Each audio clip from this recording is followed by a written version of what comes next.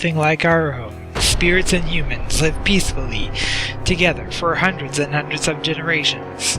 However, there were spirits that thought humans were simply their vessels, their physical form, that they could use their bodies without their will and be tossed aside. They were known as the Vulturi.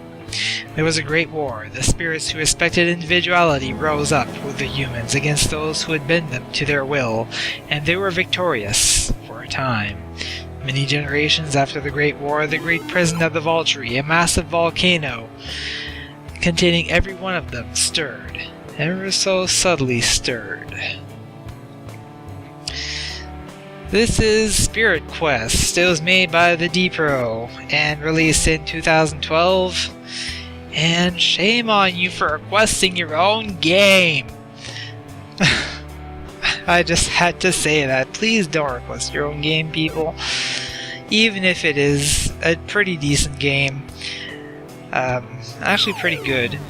It's not something that I like to do, to take people's requests for their own games. So please, if you're going to request something, request someone else's game. The main reason why I wanted to play this game today is because it's actually a good game that has the word quest in it. Let's look at it, shall we? It is an RPG, kind of a unique type of RPG, actually. Well, let's look at the game. The graphics are very nice. Especially considering that this was actually made for a DOS.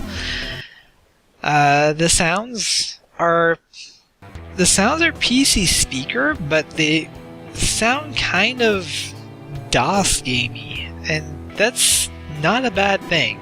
I really enjoy the style that the sound took here, and the music. It's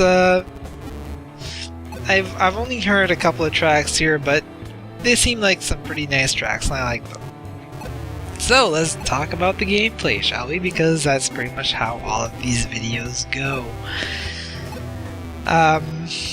Like I said, the RPG style here is very unique. I've never seen anything quite like it. I've seen things that are similar, but nothing that pulls it off quite like this. So let's look at how it works here.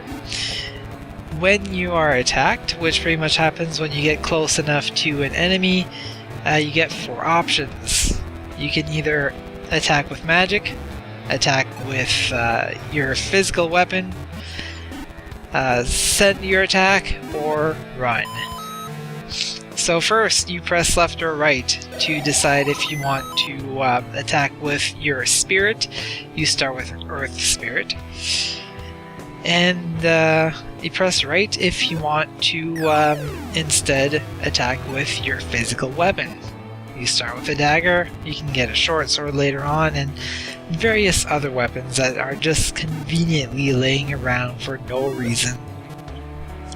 After that, you press up to attack, and you're met with a counter that goes from 1 to 9.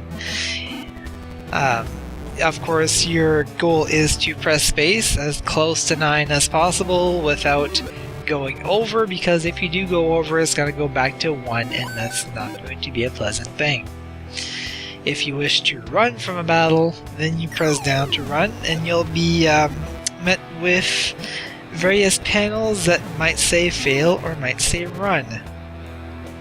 So you want to press space when it says run. I've never gotten this to work correctly, actually. I don't know if this is because of my timing or if I'm missing something, or I don't know. But that's how the battle works. When you're done with the battle, things will gain experience based on what you used during that battle. Kind of akin to Final Fantasy II or some of the Elder Scrolls games. One thing that did kind of bother me is for every attack that you get, The enemy tends to attack you 11 billion times, and I don't know if it's because I'm missing something, or if I'm just not leveled up, or what, I don't know. But that part is quite annoying, because when you're just trying to survive a battle and the enemy is just wailing on you continuously, and you're just sitting there going like, what the hell? It's like, when is my turn? Why do I get one turn for every 4 enemy turns? Like, really? So that's my biggest gripe with this game. However, overall, I found it was a pretty neat game. I would recommend trying it out. And